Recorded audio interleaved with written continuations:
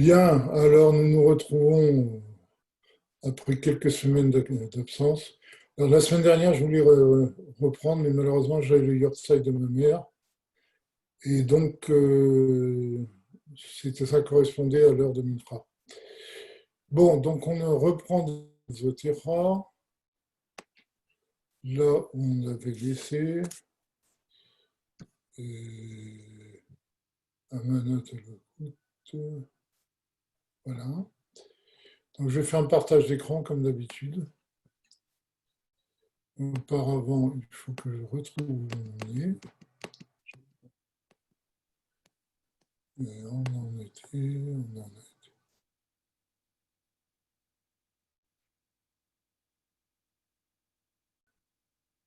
Voilà. On est donc page Nunbet au milieu de la page. Donc je vais faire le partage d'écran maintenant. Partager l'écran. Voilà, on y est, on y va. Tout le monde voit l'écran? C'est bon. Vous voyez, on est là où il y a la petite marque Impeccable, on VINE. peut y aller, impeccable. Voilà. Bien. Alors, je ne sais pas si vous vous rappelez, avait parlé des qui étaient à un niveau de divinité, c'est-à-dire que ils étaient complètement annulés devant Dieu.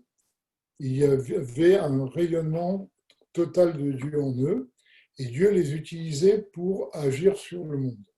Ce qui n'était pas le cas des mondes de Bria, Yetzira, Asiya, des mondes inférieurs, qui, eux, sont des mondes créés, qui comportent des créatures, c'est-à-dire des êtres qui n'ont pas du tout de notion, ils ne perçoivent pas leur créateur, ils ne perçoivent pas leur source. Et donc, ils ont l'impression d'avoir une vie indépendante de toute autre chose.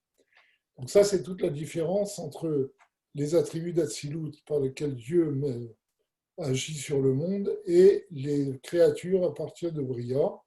Naturellement, cette ignorance de la source, il y a des degrés, on ne va pas comparer notre ignorance à l'ignorance de la source des hommes par rapport aux anges, on reviendra là-dessus, mais en tout cas, c'était la différence. Donc on reprend ici, donc on a répondu à la première question des Péraké du 5e chapitre. Et Hakelim em Elokut Mamash, comment est-il possible que les attributs de Dieu soient véritablement de la divinité, soient divins, et malgré cela, les Gapé Maoto Vatsmuto Ein Aor. Malgré cela, par rapport à Dieu lui-même, ils n'ont aucune commune mesure parce que Dieu lui-même, comme on l'avait expliqué, transcende toute notion. C'est l'indéfinition, l'omnipotence, le fait que Dieu est Kol Yachol, il peut tout faire. Et donc, il transcende toute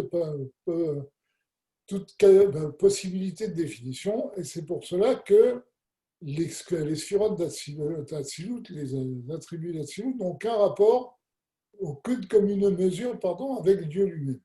Mais malgré ça, c'est quelque chose de divin parce que c'est Dieu lui-même qui les utilise et qui rend sa lumière en elle pour agir sur le monde. D'accord.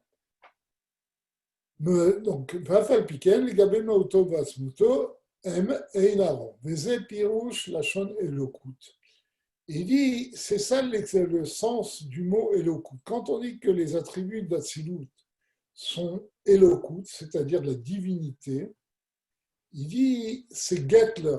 Il traduit en yiddish, il dit, c'est divin. Vela Eloka Beasmu, Chazé Shalom. Quand on dit que quelque chose est divin, ça veut dire qu'il a en lui une présence, une révélation de Dieu très forte. C'est pour ça qu'il a ce caractère divin, d'accord? mais ça ne veut pas dire pour autant que c'est une divinité en lui-même. C'est ça qu'il dit. Quand on dit que les attributs d'Atsilut sont Elokut, sont divins, ça ne veut pas dire que c'est Eloka, ça ne veut pas dire que ce sont des divinités en elles-mêmes. Au contraire, ce sont des êtres complètement annulés devant Dieu et c'est ce qui fait leur divinité. Mais le divin n'est pas Dieu. D'accord? Là, c'est une différence très importante que le Tzemar Tzedek fait entre Elokut et Eloka. Elokut, c'est quelque chose qui contient en lui une révélation très forte de Dieu. C'est pour ça qu'il est divin. Par contre, Eloka, c'est une force indépendante qui a la possibilité d'agir par elle-même.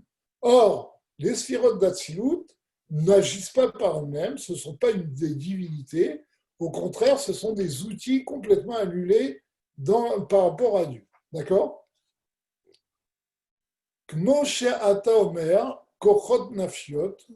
Comme par exemple tu dis que nous avons des forces de l'âme, Marchelet Anefesh, par exemple la pensée de l'âme, Vedibura et sa parole, Veinan Asmiut Anefesh. Quand on parle de la pensée que nous avons, ou quand on parle de notre parole, ce ne sont pas ni la pensée ni la parole, ne sont l'essence de l'âme. L'essence de l'âme est une source indéfinie qui peut donner lieu à une pensée, à une parole, etc. Et cette pensée, cette parole proviennent de l'âme. Et l'âme se révèle en elle. Mais pour autant, ce n'est pas l'âme. De la même façon, les sphirotes d'Atsilut proviennent de Dieu, et Dieu se révèle en elle, mais ce n'est pas Dieu pour autant. D'accord? Et là, ce n'est qu'une diffusion de ses forces. Mais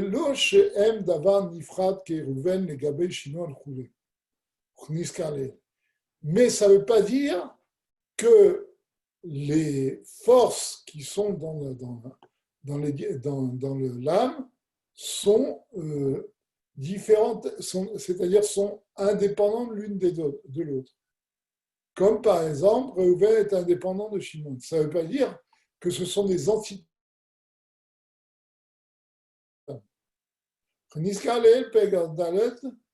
Comme on l'a expliqué dans le 4e chapitre, et Tavutam a lié à Tzimtzum à Niskarleel. Et donc, l'existence, l'apparition de ces sphirotes vient par le Tzimtzum, la contraction première qui a lieu dans l'émanation première de Dieu, d'accord, l'émanation indéfinie de Dieu, dont on avait parlé au début du chapitre. Veine, Inyan Akav, Ameir Bakelim, ou Miprinat Ahor chez les Malam et Atzimtzum. Alors, je ne sais pas si vous vous rappelez, au début du chapitre, on avait cité le Harizal, qui avait dit que comment Dieu a-t-il créé le monde? Il dit qu'au début, il n'y avait que lui et son nom et sa lumière. Après, il a enlevé sa lumière, il l'a mis de côté, et il a créé un endroit vide. D'accord? Et cette mise de côté, c'est justement ce qu'on appelle le Tzimtzum, la contraction de la lumière. On avait longuement expliqué ce que c'était que cette contraction de la lumière. C'est simplement une occultation de la présence de Dieu. Et donc, ce Tzimtzum avait créé un Reshimou, une trace qui était justement le lieu où pouvaient exister des êtres finis. D'accord? Le Reshimou, c'est ce qui peut donner existence à des êtres finis. Donc, la lumière première de Dieu, qui était infinie et illimitée, a été occultée pour laisser place à des êtres finis. D'accord? Après, le Harizal a dit, une fois qu'il a enlevé toute cette grande lumière du Or Insof, eh bien, il a laissé passer un fil de lumière qu'il appelle le Or Akav. D'accord? La lumière du fil, de la ligne, une ligne de lumière. Et donc, il explique, cette lumière du Or Akav qui anime les réceptacles, parce que le Tzimtzum et le Réchimou ont créé des réceptacles différents l'un de l'autre, mais les réceptacles sont inanimés, comme le corps est inanimé sans âme. D'accord? Donc, les réceptacles sont des êtres inanimés, des définitions inanimées, et ils sont animés pour devenir une sphira à part entière, pour devenir un attribut divin, par une lumière qui provient de Dieu. Cette lumière, c'est la lumière qui est prodiguée via le Or HaKav, par le Or HaKav, par ce fil de lumière qui est venu après le Tzimtzum. Donc ce Or HaKav, qui éclaire dans les réceptacles pour donc les animer, ou miprinat aor chez les malam et Tzimtzum. C'est une lumière qui est en amont du Tzimtzum, qui est plus haut que le Tzimtzum. Or, a priori, la lumière qui est avant le Tzimtzum, c'est le Or Ein Sof, c'est la lumière indéfinie, sans limite. Et donc, comment est-il possible qu'une fois que cette lumière est enlevée, elle réapparaisse et elle puisse animer des êtres finis, alors qu'on avait dit que devant la lumière qui était avant le Tzimtzum, le Or Ein Sof, aucune définition ne pouvait exister. D'accord? Et donc, comment est-il possible que ce Or HaKav, cette lumière qui vient de plus haut que le Tzimtzum, puisse animer les réceptacles des sphirotes? C'est ce qu'il va expliquer ici. Veu Pashut Betach. Le Or HaKav, donc, est complètement indéfini, comme le Or Ein Sof qui était avant le Tzimtzum. Le Tachlit Apshitut. Les Ne'ala, Ma'ala, Ma'ala, Meor Areshimu. Et il est infiniment plus haut que la lumière du Réchimou, de la trace, c'est-à-dire la lumière du fini, comme on avait expliqué précédemment, comme je viens de le dire. Le Réchimou, c'est ce qui reste après le Tzimtzum et qui est la force du fini, la force de la définition. Et donc le Or HaKav, lui, provient du Or Ein Sof qui est avant le Tzimtzum, et le Or Ein Sof, justement, est infiniment plus haut, n'a aucune commune mesure avec le Réchimou qui est la lumière du fini. Et là, chez Gabé Aor, Ve'aziv Be'atzmo, Nikra al-Arab et Levan. Mais, donc, il y a quand même une grande différence entre le Or Ein Sof, la lumière infinie de Dieu, qui était avant le Or HaKav, qui était une émanation directe de l'essence de Dieu, et le Or HaKav. C'est que le Or HaKav n'est pas une émanation de Dieu, directe de toute la force divine, mais et là, chez les Gabé Aor, Ve'asmo, Nikra Ahara Levan. Mais par rapport à cette lumière, le rayon de lumière est appelé Ahara. Ce n'est qu'un rayon de la lumière qui est avant le Tzimtzum. On va expliquer en quel sens c'est un rayon. C'est-à-dire, c'est la lumière qui est avant le Tzimtzum. Si vous voulez, on va donner une image un peu grossière, mais qui vous parlera. Avant le Tzimtzum, on a la lumière du soleil. La lumière du soleil se diffuse partout dans l'espace, dans toutes les directions, de façon automatique et de façon sans différence entre une direction et une autre.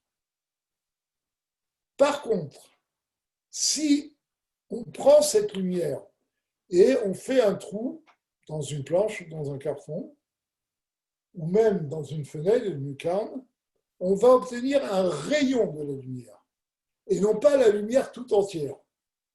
D'accord?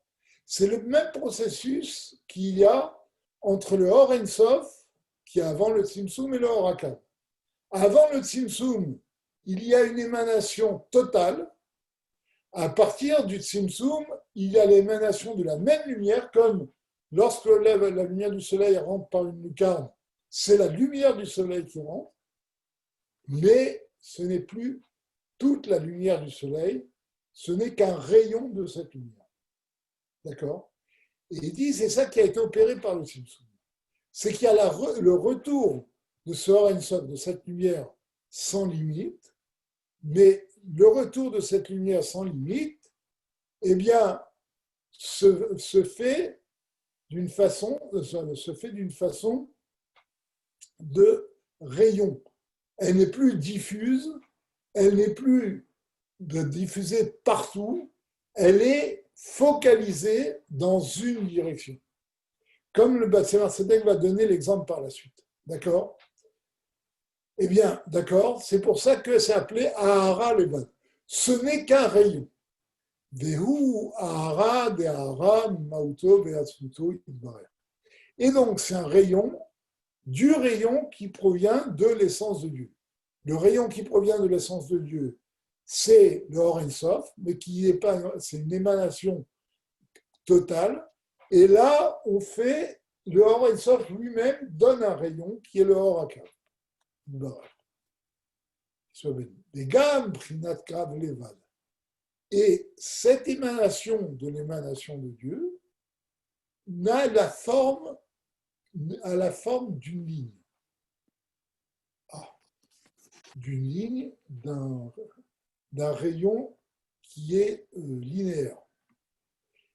Pourquoi appelle-t-on ça la ligne? Chez Inyan Akav ou chez Yeshlo Horer, Ve'lo Rochav. Il dit, parce que quand on parle d'une ligne, c'est quelque chose qui a une longueur et qui n'a pas d'épaisseur. C'est comme une droite dans l'espace. L'espace remplit 3 dimensions. Quand on a une droite, la droite n'a qu'une seule dimension. Bien, c'est un petit peu cette image que donne ici le Tzemar Tzedek. Comme on a dit tout à l'heure, on est passé de rayonnement dans tout l'espace à un rayonnement focalisé dans un rayon qui va dans une seule direction et non pas dans toutes les directions. Et c'est pour ça qu'on appelle ça le Or HaKav, parce que c'est le passage de tout l'espace à une direction donnée. Et ça, c'est déjà un rayon, c'est quelque chose qui est un amoindrissement du Or Ein Sof. Même si c'est le Or Ein Sof, comme nous l'avons dit, même si le rayon du soleil, c'est ce qui provient du soleil, mais ce n'est qu'un rayon, ce n'est plus le soleil, ce n'est plus l'émanation totale du soleil. D'accord? Sonnez-nous les morts. Est-ce que l'on veut dire chez Moré al Miutaor? Pourquoi on l'appelle le Or HaKav, la lumière de la ligne, du trait? Parce que justement, cette dénomination fait référence à l'amoindrissement de la lumière par rapport au Or Ein Sof qui était avant le Tzimtzum.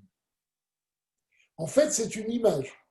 C'est une image pour nous expliquer qu'on est passé d'une lumière très forte, sans limite, à une lumière qui est aussi infinie, mais qui maintenant a été amoindrie et a une seule direction. Mais on va voir qu'est-ce que ça change. Chez Zéou Miut Arochav, c'est l'amoindrissement dans l'épaisseur pour ne laisser qu'une ligne. Ufrinat haorer, moré à l'horaire, mesher iridato, baolamot. Et pourquoi prenons l'image justement de cette ligne, d'accord, pour dire que justement c'est quelque chose qui descend dans les mondes, d'accord, comme une ligne parcourt un chemin. Et bien de la même façon, le Or HaKav parcourt un chemin pour animer les mondes de Hatzilut jusqu'au monde de Asiya, jusqu'à notre monde. Donc, il anime Mesher Yeridato en descendant. Et nous allons voir pourquoi on emploie le mot de descendre. D'accord? Le mot de descendre vient faire référence au fait que d'un monde à l'autre, il y a un amoindrissement du Or HaKav. D'accord? Donc, on va voir par la suite. Donc, Orer Mesha, Yeridato Baolamot, Atzilut, Bria, Yetzira, Asiya, Shemeir Bechol Olam, Ke'erku. Parce que justement, Le Or Akav a la propriété que n'a pas le Or Ensof de pouvoir éclairer chaque niveau, chaque monde selon son niveau. Et ça, c'est une nouveauté. On peut dire que, qu'est-ce qui s'est passé? Eh bien, le Or Ensof, qui avait aucun rapport avec la notion de fini, avec la création, etc., d'accord, a été.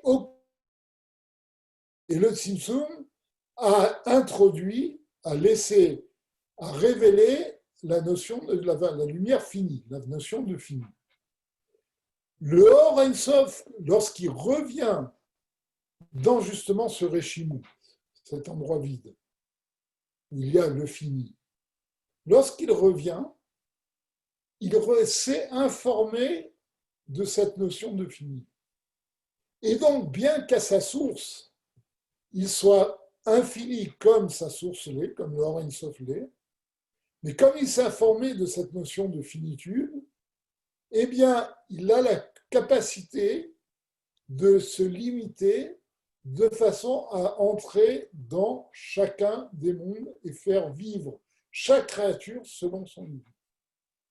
Et c'est toute la différence entre la lumière transcendante qui est qui est dans le Or Ensof à la source du Or Akav, et peu à peu, la lumière transcendante va donner lieu à une lumière immanente, c'est-à-dire limitée, qui va pouvoir animer des êtres limités, des êtres finis, selon leur niveau. D'accord? Ve'ayinu, al-yedei klapshuto bekelim d'Atsilut. Et comment est-il possible que cette lumière, qui est a priori sans limite, puisqu'elle provient d'une lumière sans limite qui est l'Or Ensof, peut se limiter et animer des êtres limités dans Bria Yetzira Asiya, c'est parce qu'elle s'est investie dans les réceptacles de Hatzilut. Et donc, en s'investissant dans les réceptacles de Hatzilut, comme je l'ai dit, elle s'est informée de la notion de fini. Et donc, elle-même va pouvoir prodiguer une lumière finie dans les niveaux inférieurs. Veze sod ha'atzmut amitlabesh bakelim. Et tel est le sens ésotérique de l'essence de Dieu qui s'investit dans les réceptacles. Parce qu'en fait, tout ce processus, finalement, revient à dire que Dieu, lui-même, peut agir et créer le monde et fait vivre le monde. Et c'est ça qu'il dit. À Asmout, l'essence de Dieu s'investit dans les réceptacles en particulier d'Atsilut, d'accord, pour pouvoir créer des mondes inférieurs. Moshe Katab à Ramak, comme le Ramak a rapporté, l'a écrit dans un de ses. Véhamar, il a dit, Shahatzmut ou Pashut Betarmit, que l'essence est complètement au-dessus de toute définition. D'accord? Comme nous l'avons dit, elle est indéfinie, l'essence est complètement indéfinie. Et là, chez Maased Botemuna al-Yedei Itlapshut Bakelim. Mais elle reçoit une forme lorsqu'elle s'investit dans les réceptacles d'Absilut en particulier. Comment c'est possible que l'indéfini puisse s'investir dans le fini? Parce que Dieu est Kol Yachol. Comme Dieu peut tout faire, eh bien, il a fait que cette lumière puisse s'investir dans le fini. Shehara Meira Bakeli Bichli Chorma Naseba Temuna Pratik Yot Kohar Vechalut le Chorma. Dit par exemple, lorsque la lumière vient dans le réceptacle de Chorma, de la sagesse, eh bien, elle prend l'aspect particulier de devenir la force et la vie de la sagesse. Donc, elle anime la sphira de Chorma.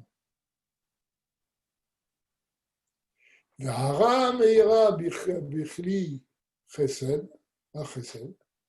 Et le rayon de lumière qui éclaire, qui rentre, qui s'investit dans le réceptacle de la bonté, Nasibat emuna pratit liot or koar vechayut la chesed. Ça devient, elle prend forme de façon à devenir la vie qui correspond exactement à la sphira de chesed. Et là, shashinui bahem, eno kavnui be'amitat asmuta. Il dit, mais cependant, et c'est ça que dit le Ramak quand il dit que c'est l'essence de Dieu qui s'investit dans les sphirotes, parce qu'il dit, en fait, cependant, lorsqu'on dit que la lumière de Dieu qui rentre dans le Kéli de Chesed prend la forme du Kéli de Chesed pour devenir une bonté, et quand elle est dans Chokhmah, elle prend la forme de Chokhmah pour devenir la sphira de Chokhmah, il dit, ce n'est pas quelque chose qui est, canot, qui est acquis par la lumière. C'est-à-dire que la lumière n'a pas changé en elle-même. Elle s'est simplement adaptée au réceptacle dans lequel elle rentre. C'est ça qu'il dit. Et là, Shani Shinul Bahem et Nokanu. C'est la même lumière qui va faire vivre la sphira de Chesed ou la sphira de Chokhmah, mais cette lumière va s'adapter à Chokhmah. D'accord? Eino kanui be'amitat atzmutam. D'accord? Elle n'est pas changée essentiellement. C'est la même, toujours la lumière de Dieu, mais simplement, elle va prendre des formes différentes selon les réceptacles dans lesquels elle s'investit. Il va donner un exemple. Et là, Kmoshinu Yamaim Bichli, Vishnu Gavan Anefesh, Hashemesh, pardon, les filles Maré Archachit. Il dit, eh bien, c'est comme par exemple de l'eau est incolore. Mais si on met de l'eau dans une carafe transparente de couleur rouge, on va voir l'eau à travers cette carafe comme rouge. Et si on la met dans une carafe verte, on la verra verte. De la même façon, la lumière du soleil est de la lumière blanche. Mais si on met un vert coloré, il va prendre le rayon de soleil qu'on va obtenir, va prendre la couleur de la lumière. Ce qui n'implique pas un changement dans le rayon de la lumière. Simplement, c'est la même lumière du soleil qui va être dans un verre rouge ou dans un verre bleu. Mais le changement est par rapport au réceptacle. C'est ce qu'il veut dire ici. Donc c'est ça qu'il dit que ce n'est pas un changement essentiel. Ce n'est qu'une adaptation qui correspond aux réceptacles. C'est les réceptacles qui lui font prendre cette forme de chesed ou de chokhmah. Bon, c'est une première approximation du phénomène parce que, comme on verra par la suite, c'est un peu plus fin que ça. Velachen, yachol liot itralfut haorot. Et c'est pour cela qu'il peut y avoir des changements, des lumières qui s'intervertissent. Or, à chesed, bichli et gebour. Par exemple, il peut y avoir une lumière de chesed qui va se mettre dans un réceptacle de gebour. Une lumière de bonté dans un réceptacle de rigueur. Comme Shakata Barizal, comme Barizal le dit. Et ça, on le voit dans la Torah. On voit dans la Torah, à deux endroits, que en fait, on dit le Shem de Elohim, le nom de Elohim, et en fait, c'était la bonté divine qui a éclairé à ce moment-là, et la Elohim qui représente la rigueur s'est changé en bonté. Il y a deux endroits que Rashi j'ai oublié les endroits, mais il y a deux endroits que Rashi signale. Et donc, c'est ce sujet-là d'une lumière de Chesed qui peut rentrer dans un réceptacle de Gvura. Et le fait même que la lumière de Chesed puisse entrer dans un réceptacle de Gvura prouve que cette lumière est adaptable. Ce n'est pas parce qu'elle était dans Chesed qu'elle est devenue, elle a eu une définition de Chesed. La preuve, c'est que quelquefois, elle peut rentrer dans un Kéli de Goura, et vice-versa. D'accord?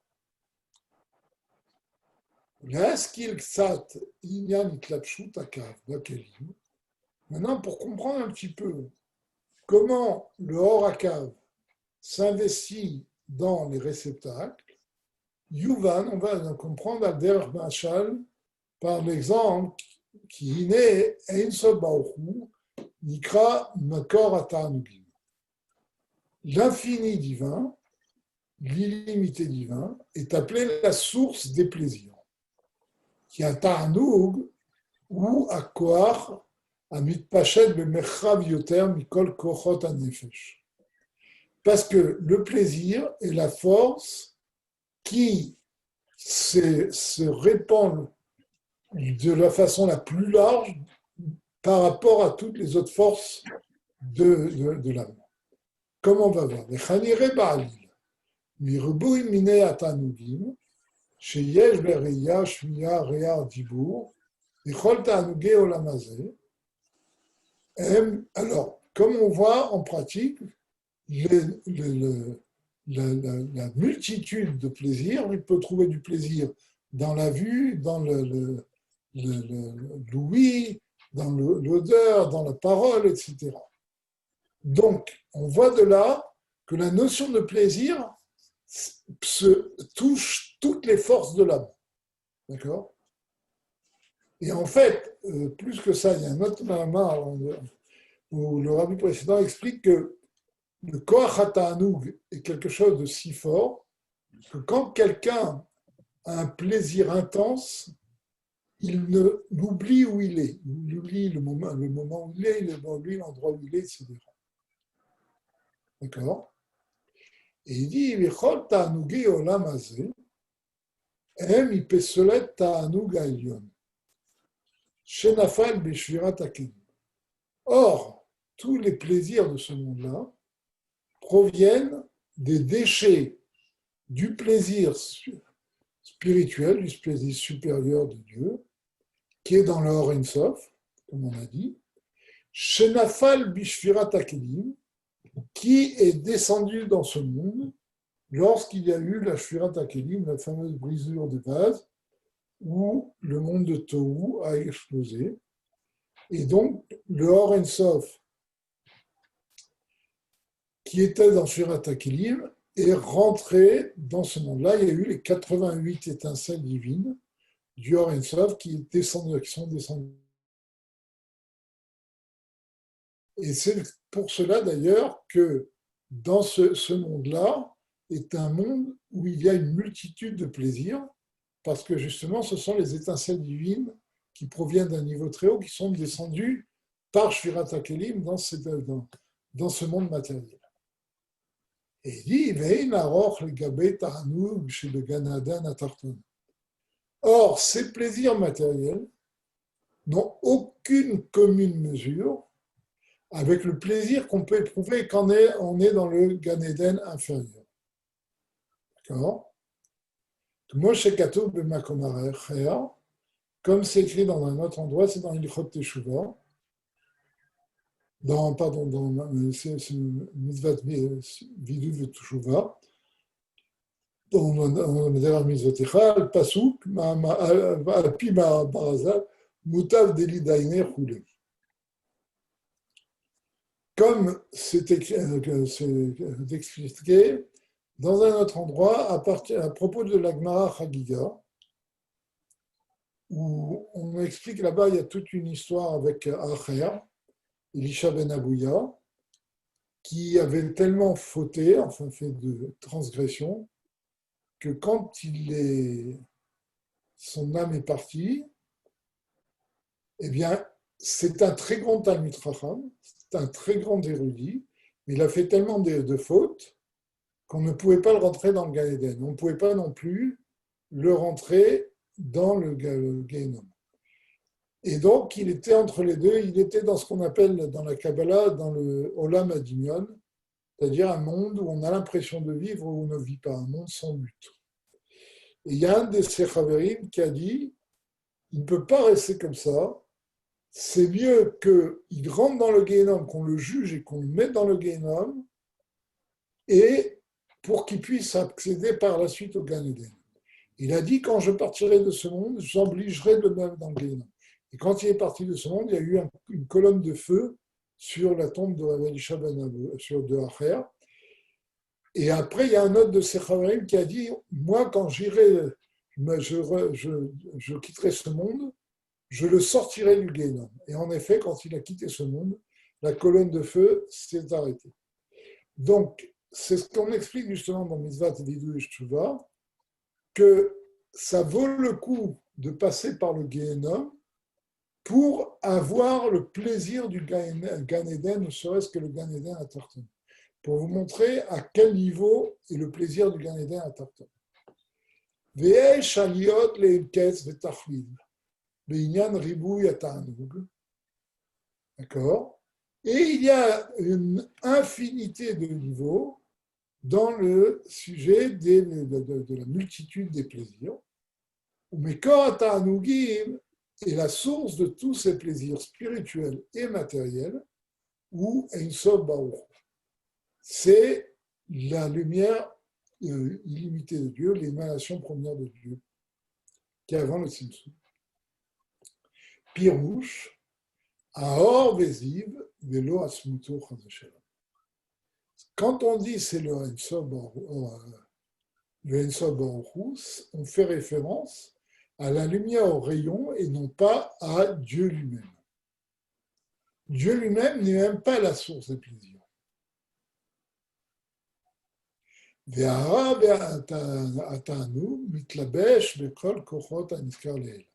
Or, ce rayon de plaisir qui provient du Or Ein Sof peut se diffuser dans toutes les forces de notre âme. Comme on avait dit, on peut éprouver du plaisir dans la vue, dans l'ouïe, dans la parole, etc. Shem Aeser Sfirot, Chochma ou Bina, qui sont les 10 Sfirot.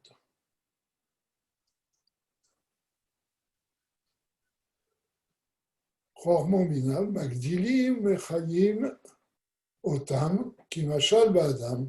Et donc, dans toutes les cohortes donc, qui correspondent aux 10 Sfirot, parce que les 10 Sfirot correspondent aux 10 forces de l'âme, d'accord?